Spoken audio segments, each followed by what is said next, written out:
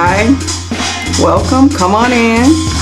If you're new here, drop your name in the chat and let me know where you're chatting from. If you are one of my regulars that come on and chat with me for Teaching Tip Tuesday, say hi and let me know where you're chatting from.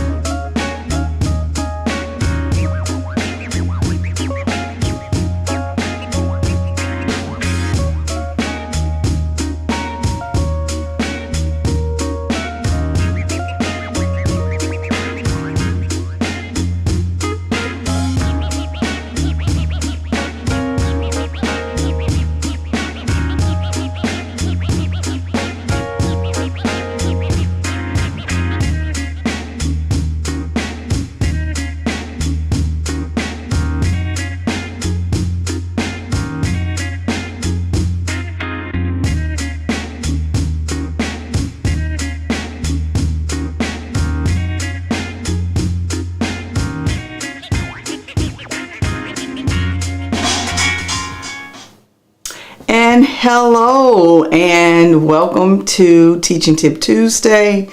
My name is Michelle, aka the Ignited Teacher, and what I do on Teaching Tip Tuesday is I help you to close math learning gaps by providing you with research-based, evidence-based math strategies that can be implemented in your classroom the very next day. And thank you so much for being here and being a part of my Teaching Tip Tuesday.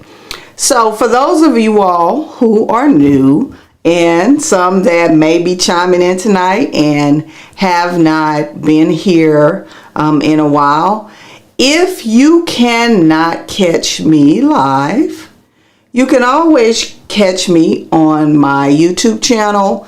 This is where I host my live stream. Well, one of them anyway. I host it on Twitter, because you may be on Twitter, on Facebook, or even my Facebook group actually tuning in tonight. But on YouTube, I host my videos there when they are all my previous YouTube videos, as well as my Teaching Tip Tuesday. I also have a playlist for all my Teaching Tip Tuesday videos. So if you're online right now, just hop on over there and subscribe to my channel.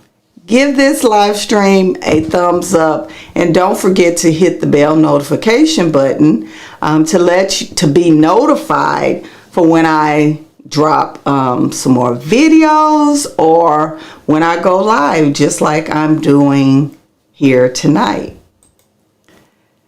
So every month I have a theme, or every couple of months I have a theme for my Teaching Tip Tuesday. If you don't know me or you're new here tonight, I am currently still a teacher. I've been teaching for 21 years. So as we move through the school year, I actually talk about things that are current and relevant to the math teacher's life. So we are in knee deep in test prep, you and so am I.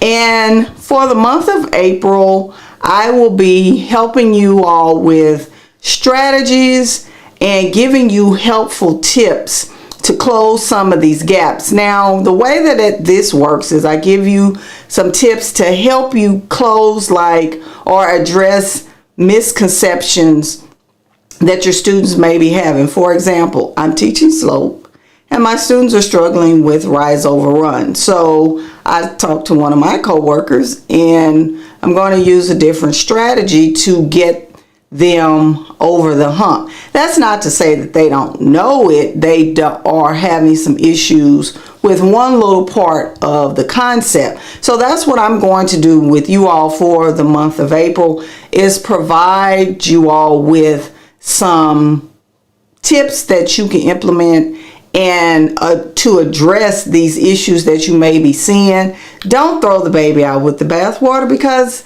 it's the end of the school year. You've taught the concept, but there are kids that may still need, it's kind of like tweaking your car's engine, just a little bit to make it better, or to fine tune it so that it works better. So that's what we're doing here for the month of April. And tonight's teaching tip episode is number lines, and why are they important? So number lines are really introduced in first grade, and they actually go all the way to middle school, because I teach rational numbers, and rational numbers are on a number line. So tonight we're going to talk about the vertical alignment, as well as why you need to use number lines throughout students' elementary life and middle school. Number lines should be a thing. And I'm going to show you a picture of my classroom. When I was at the high school, I had a number line. So that's what Teaching Tip Tuesdays are about, and we're going to go ahead and get started.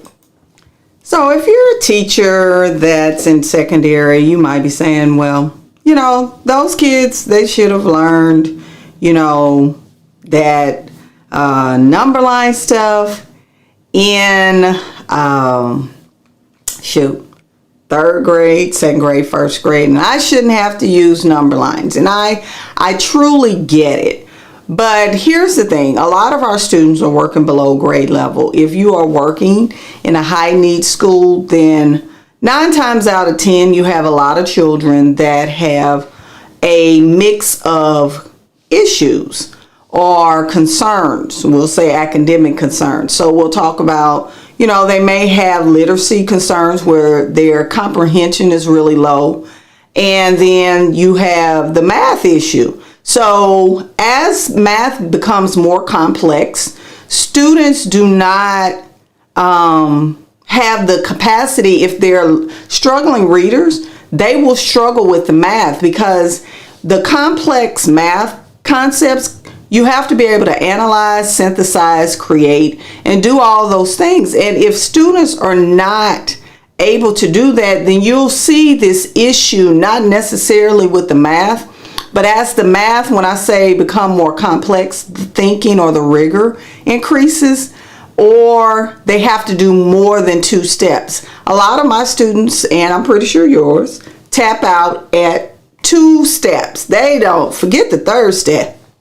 And a lot of them are not willing to persevere. And that goes back to those mathematical practices.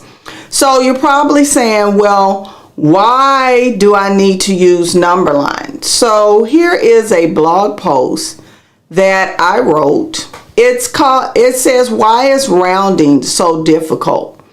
Now, I've taught 3rd grade. I've taught 1st through 5th. And rounding was one of the issues that comes up all the time. So there was a math blog post that was floating around, and they were talking about get rid of the zeros. Well, my comment was estimating and rounding are 2 different things. Rounding, if you are confused on it, rounding is rounding to a specific place value. Estimation is when you estimate to a place value, maybe hundreds, tens. So rounding is specific, like the tens place, the tenths place, and you have a lot of zeros in estimation. So a lot of kids get confused. We use rounding in estimation, but they are not necessarily the same, if that makes sense.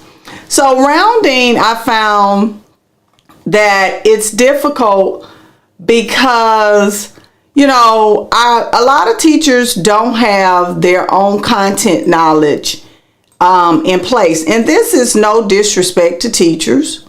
I collaborate with teachers all the time to keep my math content skills up. And in this news, NCTM news bulletin in November 1999, Glenda LaPalme was the NCTM president, and she said, our own content knowledge affects how we interpret the content goals we are expected to reach with our students. It affects the way that we hear and respond to our students and their questions. And it affects our ability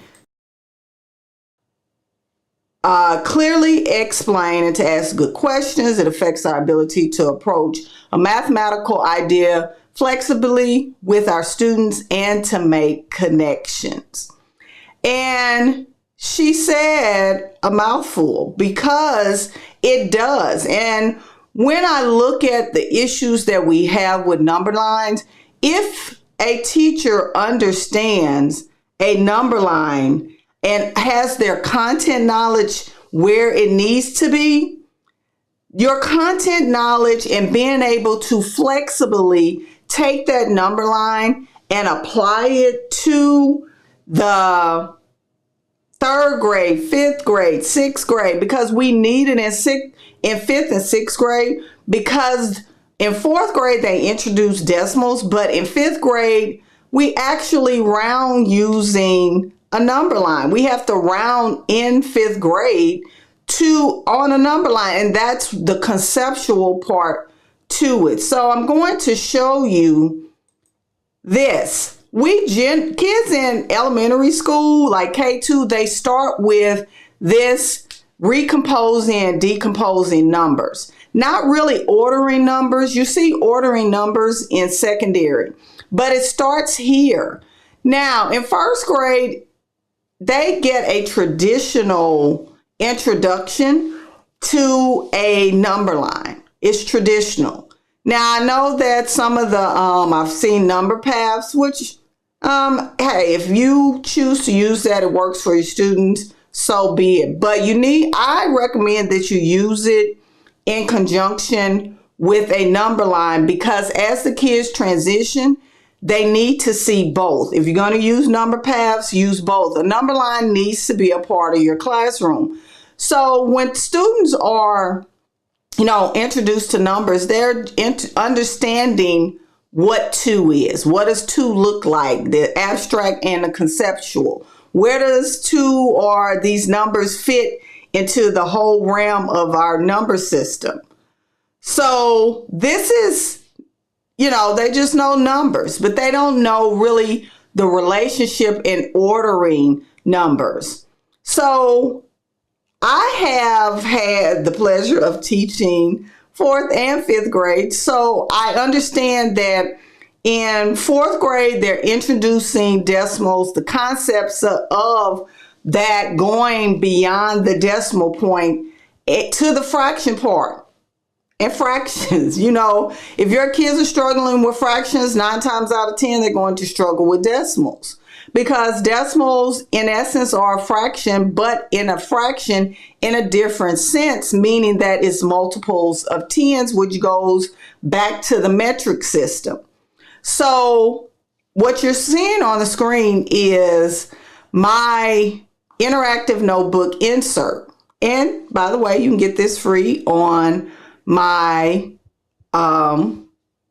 website at fuelgreatminds.com. And it helped my students understand decimals on a number line. Now, here's the thing. When teachers are introducing number lines, they introduce them as number, but it takes on a different form with decimals, because you have your halfway point, and I do recommend that you show them vertical number lines as well as horizontal number lines, because sea level is not vertical, and then it's not going to always be a horizontal number line. Also, look at rulers. Rulers are a good place for number lines, but it also helps to do this, because when you're talking about halfway points, halfway could be 5, it can be 0.5, it can be 0.50, and it can be 0.500. So when you're talking about number lines become fluid. And then when they get to middle school, they start talking about rational numbers. Rational numbers are whole numbers, decimals, natural numbers, square roots. It turns into this whole thing. So when students get to middle school and they haven't had adequate enough practice with number lines, it creates this whole issue of ordering numbers. And I'm going to say more specifically, ordering rational numbers. That's an 8th grade skill, but rational numbers start in 6th grade. We stop in elementary, you talk about whole numbers, but it turns into something different. So that's where this whole content knowledge thing, let me find it. It comes back to this, your content knowledge. If you don't know where the children are going, it's going to be difficult. And if you're having an issue with not knowing where your children are going, reach out to a teacher in a different grade level. Facebook is great for Facebook groups with teachers of all different content knowledge levels.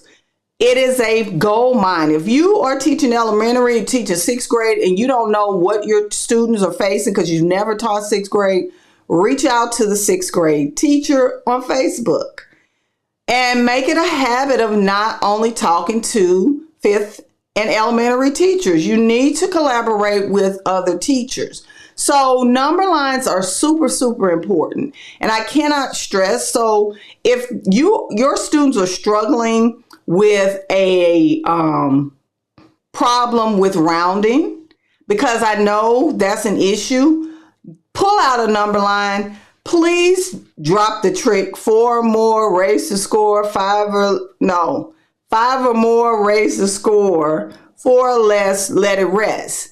If you're going to use that, you put it on a number line and use that as part of your intervention.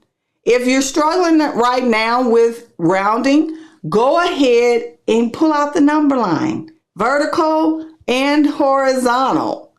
So, getting back to rounding, because that's where number lines are needed the most, and it builds number sense. It also helps with problem solving. If your kids are struggling with problem solving and, on these standardized tests, they're not going to tell them to round right out. They're going to put it in the context of a problem. I use read, draw, write. The draw part is your number line. So if you're telling students to, you have to show your work, use a strategy, pick a tool, there is no tool for 5 or more, raise the score. The number line is the tool for rounding until children are able to do it on their own or really have the concept mastered. And based on what I know, it's not mastered for a very long time, especially after teaching 5th grade. So I'm going to go ahead and wrap this up because I could talk about this forever. So the first thing is to understand your own content knowledge. And let's be honest about where we are. Teaching is a vulnerable profession, meaning that you have to know what you don't know. And if you don't know it, that is a-okay, because teaching is a profession of collaboration. Find your Facebook group to get into. The second one is introduce number lines early. Nix the tricks. I know there's a book out about that. And in those rules about raise 5 or more, raise the score, 4 or less, let it rest. Nix that terminology and really use the mathematical language of our discipline. And the third one is to definitely get a problem solving strategy that supports the understanding and the conceptual understanding of your students, that supports that mathematical literacy piece, which is read, draw, write. And I also have that on my blog post. I also have a mini course that can help you with read, draw, write. So if you need more help, you can get on the wait list for the Math Intervention Academy, where I have planning sessions with my teachers twice a month, where you can get strategies and ideas to help you all actually close these gaps. And hopefully this has helped you to understand, and no disrespect to teachers that are struggling with content knowledge. It is a normal thing. I'm teaching 8th grade right now, and I'm being very transparent. 8th grade is not my jam. It's not. And teaching and introducing slope, I have never done that. So I have been learning along with collaborating with my colleague. Not that I don't know how to teach math, but just because you teach math doesn't mean you need to know everything. So I'm going to go ahead and wrap up this Teaching Tip Tuesday. And I'll see you all next week for another episode of Teaching Tip Tuesday.